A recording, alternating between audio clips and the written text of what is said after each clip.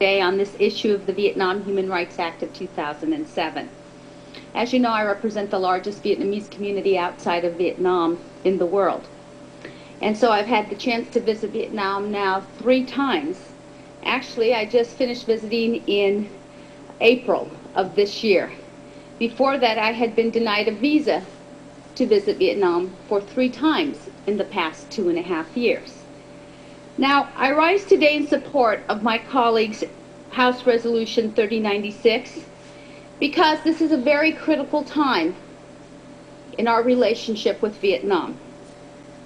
Before being accepted in the World Trade Organization in January, the government of Vietnam assured the world that they would make significant progress in the area of human rights, things that we as Americans really sometimes take for granted.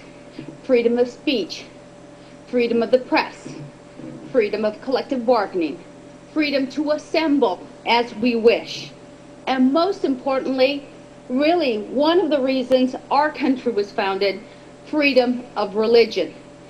As my colleague from New Jersey stated, we had put Vietnam on the list of particular concern with respect to the infringement on religious beliefs of the people of Vietnam. And even they were taken off in anticipation of this issue of going into the WTO. Many, many promises. In the 11 years that I have served in the Congress, many, many promises by the communist government of Vietnam. Yet nothing ever holds up. And in this particular case, every person who has stood up to speak inside of Vietnam for democracy, for something other than the Communist Party, for return of land confiscated by that government, for ability to practice the religion that they want, for their ability to assemble 3 or 4 or 5 on a street corner with a simple sign, asking, wanting, searching for democracy. And each and every one of these people are under house arrest, have been put in prison. One of them, Father Lee, for example, was given a trial that lasted 1 day. No attorney available to him. In a very famous photograph sent across the world of the communist government with their hand over his mouth at his very own trial because they didn't want him to be heard by the world. The Venerable Taekwondo, a Buddhist, through peaceful means, saying we need religious freedom, recognize the church where most of the Buddhists in Vietnam want to belong, but nothing. Instead, he is under house arrest. All of these dissidents, and yet they continue to speak up and try to tell the world that there is no human right in Vietnam. And they continue to fight. And many of my colleagues on the other side and on our side of the aisle have been working to get this message out. So then they got WTO and they imprisoned everybody. I was there in April.